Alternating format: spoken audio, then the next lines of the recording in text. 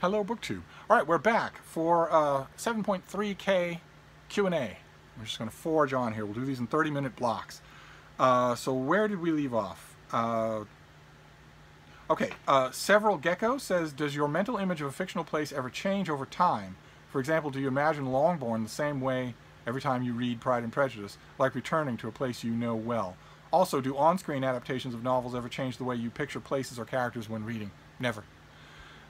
But the way I imagine something doesn't change on separate readings, and the way I see it imagined by someone else doesn't change.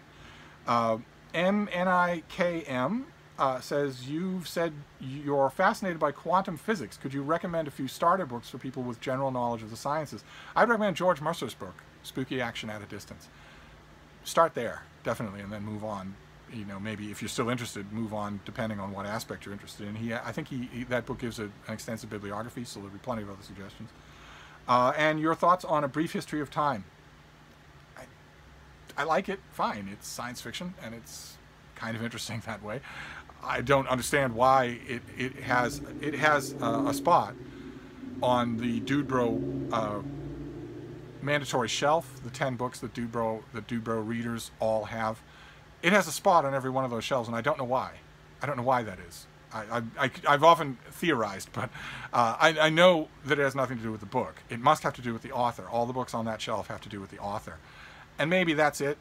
Just that I'd have to dig closer into it, but I don't hold it up as a great work of science. I've heard it called Our Era's Principia, and that's just nonsense, absolute nonsense. There's barely any science in it. Let's see here. Winfred Lee, well-known troublemaker, has a barrage of questions. What a surprise. Let's see here. Number one, how should I tackle James Baldwin? He has a lot of work in print. Is all of it worth a read-through? Well, you know the answer to this. You know, if you've never read any James Baldwin and you want to read, you know, the major James Baldwin, if you go to Wikipedia or you type James Baldwin into Google, the same 2 or 3 books will come up all the time associated with his name. Giovanni's Room, for instance. That's not an accident.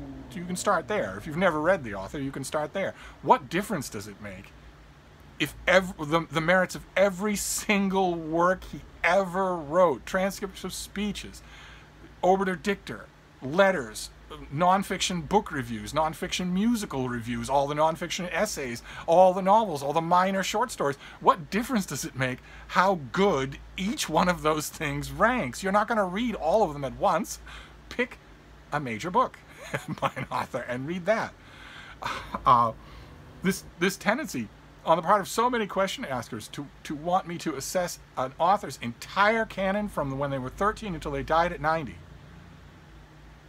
in order to know whether or not or to read that author at all is entirely misled. Question number 2. You love Hannah Arendt, but do you love her love Heidegger?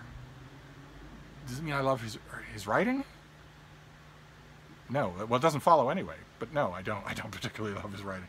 Question number 3: who is the English version of Georgia? A lot of you love that comment that I reproduced from a student of mine from ages ago, where he called Anna Karenina the War and Peace of Russian literature. A lot of you like that. I loved it too. I've always loved that comment. And who is the American equivalent of Germany's Walt Whitman? Okay, but seriously, this time, your favorite German writer? Well, that'd be Thomas Mann. Pretty easily. Gandergelf, another well-known troublemaker. Let's see what sparked your love of classic Regency romances? I had the scales knocked from my eyes about romance just in general by a romance reader and writer a long time ago, who told me, you are being exactly what you rail against. You are being a thoughtless snob. And I was outraged, and she was right. She was absolutely right. She made her case, and she was absolutely right. So I started reading romances, and I think I read a few of those and just really liked how deeply embedded in history they are. It's a very discrete time. And old-style Regency romances often brim with Regency details, with accurate historical research. That's not true with the modern ones. These things, like The Unconquerable Earl, are more Regency atmosphere than Regency research. Whereas the older ones, you will get a lot more accurate representation of the clothing or the suites or the wheeled conveyances or whatever. Also, life is awful right now, so please tell us a funny story about one of your dogs. How much time do you have? I have a million funny stories. Well, we talk about my Basset Hound Lucy, since unlike so many of my dogs, Lucy and Malin are on video on this channel. I made this channel when they were still alive, when they were very old, white-faced and sweet, but they were still alive and kicking. And Lucy provided me with endless comedy every day. One time she was laying flat on her back with her little vestigial seal paws up in the air. She was enormously fat for a Basset Hound, and she was sound asleep. And she was laying right next to me on the bed, as she always did, even in hot weather, always sprawled on top of me. And I noticed when I was looking at her that she used to snore and wheeze when she was asleep, and I noticed that a bubble was growing out of one of her nostrils.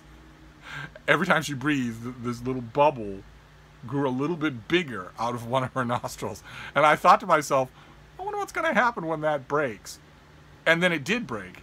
And it lightly spattered her nose with its own water. And her eyes, she went, and one of her vestigial legs flipped a little. And then she drifted back to sleep, and 5 minutes later, another bubble started forming, and I thought, how long is this going to go on? It went on until I had to wake her for her walk. It was the whole process, not just the bubble forming, but then it popping and waking her up. Let's see here. Bonus question for Frida. How would you rate Steve's grooming abilities? I'm referring to his attempt at dog grooming, but if you wish, feel free to spill the tea on his personal grooming as well. Well, as you can tell from these videos, I don't personally groom. I always thought it was a little bit more bother than it was worth. As an old friend of mine once said, you can't polish a turd. But grooming Frida, I don't take her to groomers. I would never do that. I would never drop her off and say, run an electric razor all over her body while she's terrified and I'm nowhere around, and I'll pick her up in an hour. Here's your money. I would never in a million years do that. I don't know how anybody does. But I tried to trim her hair myself. And I don't do the whole body at once because she hates it, and she puts her paw out at the scissors to stop me. And she feels forlorn. She doesn't fight the way Lucy and Malin used to fight. If I did anything to them, they would fight me. Not savagely, not with their teeth, but they would squirm and struggle, whereas Frida just assumes this big-eyed, ears back look like, oh my God, you're finally going to give me up for adoption. And it breaks my heart. So I trim her only a little bit at a time, but I do it. Especially now that it's boiling hot, I tried to make sure that she's not got a shag of hair underneath her when her body's trying to vent heat. But let's see here. Laura says, best courtroom drama, fiction and non-fiction. Fiction, I think, would be Anatomy of a Murder by Robert Traver, the author who went under the pen name of Robert Traver. An oldie, but a goodie. I wish that I don't know if Anatomy of a Murder is in print. It was made into a famous movie. I don't know if the movie was, this is all half a century ago or more, so I don't know that anybody remembers this book. But it still has very fond memories for me. And nonfiction would be Simon Batts's book, The Thrill of It, about the Leopold and Loeb murders. He spends a lot of time on the murders, but he spends a lot of time on the famous trial with Clarence Darrow. And does a really good job of it, and makes a really, really thrilling job of it. And if you get the paperback, it comes very well blurbed. Michelangelo Enthusiast says 7.4 next weekend. You're probably right. You're probably right about that. Question number 1. Do you have any thoughts on Clive James's controversial essay, Happiness Writes White? I didn't know that it was controversial. It's a fairly simple thing. He wrote it at speed. It's an essay that he wrote. I forget the venue where he originally wrote it, but it's basically says something that's been said a million times before. Most of his essays do. It's just the way he does it that's so much fun. That artists need to be miserable. That they work to be miserable, because that's the furnace in which their art is tempered. I don't see the controversy, though. I didn't know it was controversial. Question number 2. Would you agree with the premise? Most unhappy artists are deliberately so. Well, I think most people who are unhappy are deliberately so. But yeah, I would agree with the premise. And question number 3, do you see a place for the artist in the future? Or should the prospect of becoming an artist be filtered out? Life is happening in some Western countries at the moment, with arts degrees costing an absurd amount. I read that in some cases over the next few years, to major in arts will cost almost as much as a medical degree. People are What does that mean? I don't know what that means. I'll have to research this. That an arts degree is that your tuition is higher if you want to go into the arts than if you want to go into STEM? That can't possibly be legal, can it? Or if it's legal, if a school did that, why wouldn't people just not go there? Just not matriculate there at all? That sounds dystopian. Michael Jefferson asks, who are some of your favorite essayists? Again with the favorites. Can we get a top 3 out of you? They will be familiar to you. They'll be the names from my my books on books section. I mean, Clive James would be up there. Peter Ackroyd, A.S. Byatt, Virginia Woolf. I don't know about favorites though. I like them all. And the Battle of the Elizabeths. You're ordering your last reader, but you only have 2 options. Elizabeth Bishop's poetry or Elizabeth Hardwick's essays. Oh, come on. That's a silly question. That's like asking which would it be? Cold water on a hot day or ice or a cup of red wine on a cold day? Which do you prefer? It's a non-answerable question. They are not. I don't have an answer for that question or any question like that. Anastasia B says, I just want to ask you whether you could recommend a way to read history and retain as much information and details as possible. Or is it just read as much as you can constantly? Yes, it is. Don't need to read the rest of the question. Yes, it's practice. That's all there is to it. There's no magic bullet. It's practice. Keep doing it and you'll get better at it. And also, are you familiar with Arno Schmidt? And is he a dude bro? He certainly is not a dude bro. I'm familiar with him. Yeah, I wish more English-speaking readers were. And do you like the Elric books by Malcolm Moorcock? Of course I do. Yes, absolutely. Seminal fantasy. And I'm interested in starting the Thomas Cromwell trilogy by Hilary Mantel. You should. They're fantastic. Utterly fantastic. Should I read something about the setting or the time period first so I don't get lost in the books? No. What are you doing? Frida, what are you doing? Well, all right, if you're going to distract me, then you're going to come up on camera. Happy. It's easy. There's my well-groomed baby. Where's Ruby? Here, let's go back to the mini-me, where all these questions are. They're all in the mini-me. In answer to your question, no, you do not need to research Tudor times or Thomas Cromwell or anything. Obviously. You must know this, obviously, right? Because millions of people read Wolf Hall and loved it, and millions of people don't know anything about the Tudor period. So, no, you don't need to at all. You just if you're really dead set, then call up Thomas Cromwell on Wikipedia and read that entry. But you don't even need that. And most people that read and loved this book didn't do that. Thomas R.P. has a barrage of questions. All right, let's see what they are. What do you think of the dramatist Sarah Kane? Don't particularly like her. What do you think of Joe Orton? His plays, his novels, his diaries, his biography, biopic, Prick Up Your Ears. Well, Prick Up Your Ears wasn't him, but I generally like him. His plays. The rest of it, metza. But his plays, yes, generally they are drastically overpraised, but still good. What do you think of Charles Beaumont? His stories, his Twilight Zone episodes. Will we be seeing the Penguin Classics of his story in Daily Penguin? You will certainly. I know that I have the Beaumont volume somewhere. I like him just fine. It's gimmick-based fiction. I recognize its limits, but I like it. I like the way he does it. What do you think of T.S. Eliot? His poems, his plays, his criticism. Well, that's a 5-hour video. I'm trying to like his poetry more than I don't like his plays at all. I'm trying to like his poetry more than I ever have. His criticism I generally like. Is that, I don't know if that's good enough for what do you think of this author that I've been reading and grappling with for longer than you've been alive? Let's see here. Michael Dalloway says, been reading Power Broker by Robert Caro. As an ignorant Brit, I wasn't aware of Robert Moses and his impact on New York. Don't limit it to New York. You might also want to pay a little attention to his disastrous impact on Boston. Human Wrecking Ball. What biographies have you read and would recommend that have helped you discover or reevaluate the impact of certain historical figures? Every single one of them. Every single one of them. Errata asks, hi Steve, your house containing everything you own catches fire. Oh, don't I know where this is going. After saving loved ones and pets, Pets are loved ones. Okay. You have time to safely make a final dash to save one item. What would it be? I don't rank my items. I don't rank my items. I wouldn't make a final dash. I wouldn't do it. I can just say that a burning house is completely safe. I wouldn't do it. I don't rank my items. I barely rank anything. You'd never know that from the gist of all of these questions, but I barely rank anything, except books at the end of every year. FEGH00T has a barrage of questions. I believe you've mentioned W.W. Norton is your favorite publisher, aside from Penguin, yes. Undoubtedly a major publisher. Do you have a favorite small press? I don't. I really should, but I don't, no. Question number 2, what are your thoughts on the writings of William Morris? I have never liked them all that much.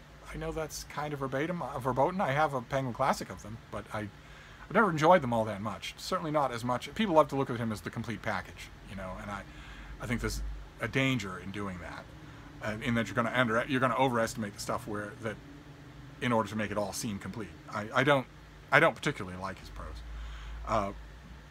And question number 3, who do you think was the greatest pre-Raphaelite painter? Not necessarily a member of the pre-Raphaelite Brotherhood. For me, it would be John William Waterhouse, but my taste in painting, I don't know how much weight you'd want to put on that. Luke and Jennifer Higgins ask, number 1, I found a cheap copy of The History of the Conquest of Mexico by Prescott. Do you recommend this chunkster? I very much do. I very much do. Prose of that level, say nothing of the research. Prose of that level does not exist in American or European history writing today. So I very much recommend it. Question number 2, do you enjoy the Sir John Fielding mysteries of Bruce Alexander? Yes, I do. This is a series of historical murder mysteries starring the brother of Henry Fielding. And they're wonderful. Absolutely wonderful. I didn't think it was possible to do at first. I didn't think it, when I heard about the first one coming out, I thought, you can't possibly do a historical murder mystery series with the main protagonist, the main detective, is blind. That won't work. And it does. So I love them. They're not in print anymore, are they? The Bruce Alexander, those mysteries, I don't think they're in print anymore. There are quite a few of them. I used to have them all. I don't think I have any of them now. And question number 3, my little daughter wants to know if you or Frida like ice cream or sherbet. If so, what flavor? First of all, Luke and Jennifer Higgins, telling me that your little daughter wants to know this without doing me the courtesy of telling me your little daughter's name so that I can address her in this video? Let's correct that form for 7.4K, shall we? But in answer to the question, right now I have an obsessive favor, cookies and cream. I don't give any of this stuff to Frida. No, I don't know what she'd do with it if I did. She'd probably stare at it, then yell at it, and march away. She's not big on new experiences, especially new food. Oh my God. Schnauzers are a little bit on the anal retentive side, but it would be cookies and cream. Yeah. Then let's see. Morgana Dulac has a barrage of questions. Number 1, have you ever had to help someone with dyslexia with their reading? If yes, any tips? Never have, no. Question number 2, I've been gifted The Sword of the Lord by Joseph Hawking and Westward Ho by Charles Kingsley. 2 books that I know nothing at all and don't remember you ever talking about. Did you like them? Well, I didn't like Sword of the Lord. No, I don't think anybody does. But Westward Ho, what an odd gift. Is it an illustrated edition? Probably it is. Nice Scribner's Illustrated edition. Well worth your time to try. If you don't know anything about it, I'd probably look up Kingsley first, maybe the book first on Wikipedia, again, and see, get an overview, but try that. The Hawking, I would just resell if I were you. And 3rd question, people have been whispering about starter kits about other countries. Is this the thing that might happen? It might happen. It's not likely, but it might. Hannah's Books, another well-known troublemaker. You are a master at creating recurring characters and plots in your videos, from the surly houseboy to many times married Deb to y'all's favorite adopted son left in the depths of a casino. Deb and I have left children everywhere, and not just sons. The casino was a little bit picturesque, but we've left them everywhere. We drop them all over the place. It's like Johnny Appleseed. And you left out me Sainted Ma. Okay. Let's see here. And from wild nights with wine and calzones to wild days reading Virgil while riding a camel or whatever. You sneer, but I'm sure that you're referring to my now infamous mention of reading while sitting under a yak in a snowstorm. But I'll have you know, Miss Smarty Pants, that I have actually literally read Virgil while riding a camel. so there you go. And the wine and calzone nights here at Hyde Cottage, what I wouldn't give to be able to have you march into a Star Trek-style teleporter and show up here. Not right now, because it's boiling hot, but in the fall. What I wouldn't give, if that were possible. You and everybody else. Pile in here for wine and calzones. My treat. Those evenings are wonderful. You have a question, I'm sure.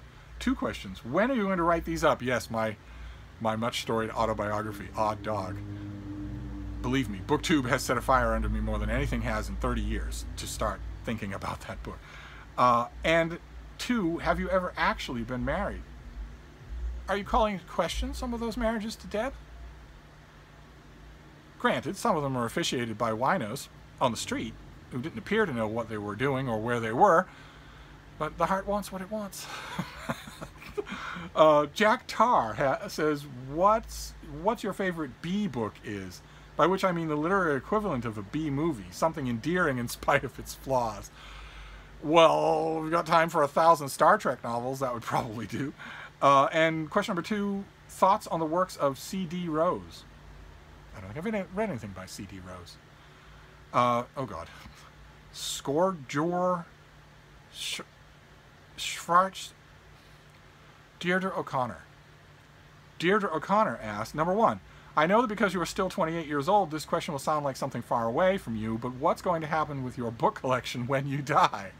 I have no idea. I won't be around to see. I very much don't like the idea of trying to dictate from beyond the grave. Very much don't like that idea, so I try not to. My living will only contains instructions in the strongest possible legal terms about what you may and may not do to me while I'm still alive. My living will concentrates on do not resuscitate orders, no heroic measures, no life support for basically a non-aware husk of a body, nothing like that. But after that, I'm not going to be here. And I'm not going to be anywhere else to go and look. So, which is the fundamental organizing principle of most wills, is that you want to be able to look and see that it's all being done according to your will. I'm not going to be here, so I don't know and I don't care. Let's see here. Question number 2, is a suitable boy, this is Deirdre O'Connor's second question, is a suitable boy's 1,400 pages length justifiable, or is it a cause of an editor's defeat? No, this is not an infant jest. This is every one of those pages. You're going to wish it was longer when you read it. It's fantastic. Every one of those pages is fantastic. And question number 3, do you like to play chess? I do. If so, what is your favorite opening for white and black? I don't have a favorite opening. Oh, God. Do you think that any of the 8 candidates of 2020 have any actual chance against Magnus Carlsen? I don't follow professional chess, so I have no idea. The Peglar paper says, what do you think of Stefan Zweig? I don't particularly like him. Never read anything that I particularly liked. Anthony Suppa asks, how are we doing for time? Oh, we're fine. We'll do a few more. You have said many times, very resolutely, that you have traveled to every country on Earth except Australia. Yes, I have. And how do I know that despite that fact, your next question is going to be, have you ever been to, and then you're going to name some place that isn't Australia. How do I know that's going to happen? I'll tell you how I know. Because I've had that happen to me 1 million times. Literally 1 million times. Where I have said, somebody say to me, so you say you've been everywhere except Australia? And I say, yes. And they say, well, I've got a question for you. And I just batten down the hatches. And they say, have you ever been to Tallahassee? That has happened 1 million times. Let's see if we get 1,000,001. Does that include North Korea? Yes, it does include North Korea, because North Korea is not Australia. If the place you're going to name after have you ever been is not Australia or New Guinea or anything in the Australian archipelago, then the answer is yes. If so, what were the circumstances that allowed you to travel there? Thereby hangs a tale, a nice Hyde Cottage tale. It's not as hard as the People's Republic of North Korea would make you think. What were your impressions of the country and its people? They weren't good. They weren't good impressions. Fortunately, I did my best to stay away from anything urban and anything government. So I was able to meet with some people, but the people have been, as has been commented many times by many people, the entire people have been traumatized. And you can see that clearly when you talk to them, even about non-related stuff. The entire people have been traumatized, and who knows how long-term that damage would be. I'd love to find out, but what are you going to do? A nuclear-armed peninsula that can threaten to kill its own people, what are you going to do? I'd love to, if that weren't true, I'd love it if it didn't exist. If that problem didn't exist, I'd love it if we could start to fly in not only food, but psychiatrists by the aircraft carrier to take care of these people and somehow deprogram them. It wasn't a pleasant experience, except naturally. There are natural areas that are just incredible. James AMYX says, which is more stupid? A, surfing when drone footage clearly shows that you should not. Oh my God, did you see recent drone footage? A gigantic great white shark, had to be 10 feet long, just casually swimming around surfers and kayakers just past the surf break. I forget where, I think it was California somewhere. Clear as day drone footage, an enormous shark. I think at the end of that footage, it only lasts a few seconds, I think at the end of that footage, some of the people started to realize that something enormous was in the water with them. It looked to me like they weren't just hurrying to catch the wave, they were hurrying maybe to get away. But maybe not.